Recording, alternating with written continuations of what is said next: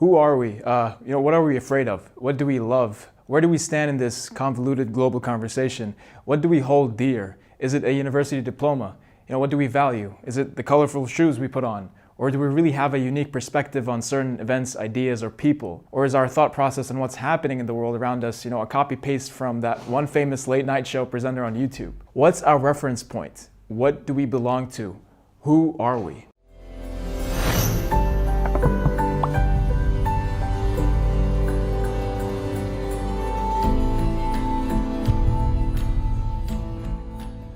I argue that most of us Muslims today have an identity crisis. Our values, traditions, history, role models, schools, parents are all pulling us from different corners. We don't know where to source our pride. We get confused about what should be followed and supported. For example, what should my attitude be about a certain news trend? Is it good for me? How do I know? It works for most people, so it should work for me, right? Can I rationalize this with an Islamic concept of some sort? I am really not sure, and I'm really confused. This is the consequence of the globally connected playground we find ourselves in. We find ourselves victims for ideas that are just loud enough, popular enough. We find ourselves victims for individuals who are charismatic enough to grab our attention. And we find ourselves in their world of thought patterns and understandings for a time, at least, until the next big thing, the next big trend. This is fleeting. This is not grounded. It's also pretty limited. I can keep on going on how complicated this is, but thankfully, the Quran sometimes solves very complex issues, one being an identity crisis here, with very simple solutions. Let's see what Allah gifted us with in Surah Al-Anbiya. Allah says, إِنَّ هَذِهِ أُمَّتُكُمْ أُمَّةً وَاحِدَةً وَأَنَا رَبُّكُمْ فَاعْبُدُونَ. Surely this nation of yours is one nation, and I am your Lord, so worship me. In Surah Al-Anbiya, after a mention of a long list of prophets and their accounts, Allah says to us, this is your one true nation that has always carried one religion on its back.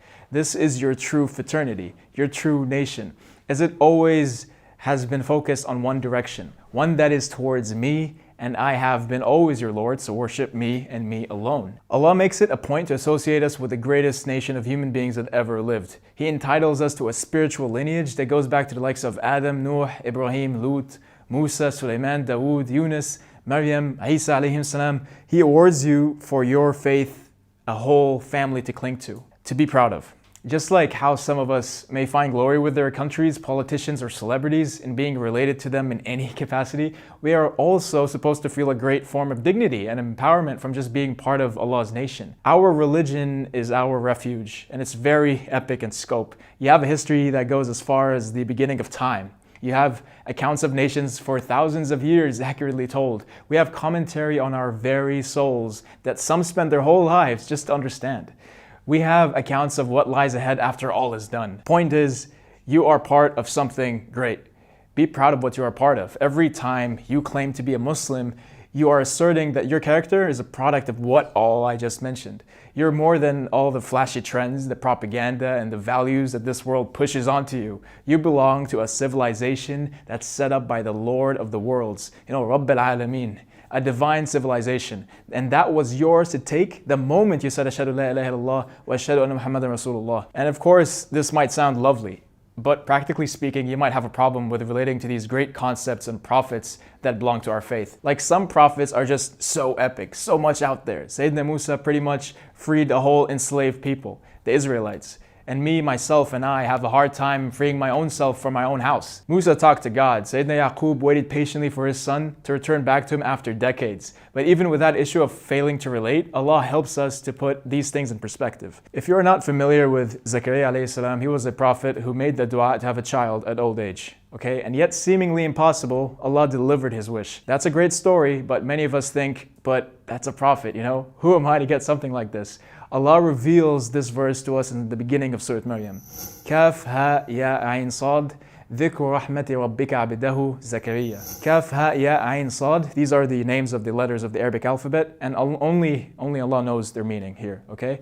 And then it translates, this is a narration of your Lord's mercy to his servant Zakaria. Allah says this is a mention of your Lord's rahmah or mercy towards his servant Zakaria alayhi salam. This is very subtle, but also very cool. Allah is saying that this story's mercy isn't limited to Zakaria and his Lord, but that such mercies can happen to you too. because you share the same God. So it's dhikru rahmati rabbika abdahu Zakaria. Just like Zakaria alayhi salam was surprised with Allah's mercy of having a son at a very old age, we must also hope and anticipate that Allah can amaze us in ways that we wouldn't expect. We are a people of hope in the end of the day. We are people of prophets on our shoulders, not entertainers, not rappers, and definitely not superheroes. Allah wants our prophets to be our living role models for us that enable us to understand how much mercy is in store and how much victory and support is possible. Don't forget, Allah's ability in making miracles happen for His believing, sincere servants stays to the last day. When I say miracles, I mean like amazing, unlikely things to happen to you out of the blue. This is us, if we were truly believers. I hope whenever we happen to look back at our divine legacy, we don't just feel empowered because of what we are part of, but also understand that Allah deals with us the same way He dealt with them. So in a way, our legacy hasn't ended. It's ongoing. It's being made as we speak in 2020. But it's just a matter of, well, do you still want to be part of it or not?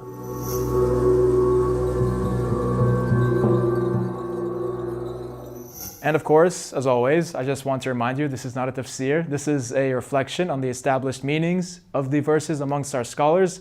I'm not your neighborhood scholar or your teacher. I'm just some Muslim kid.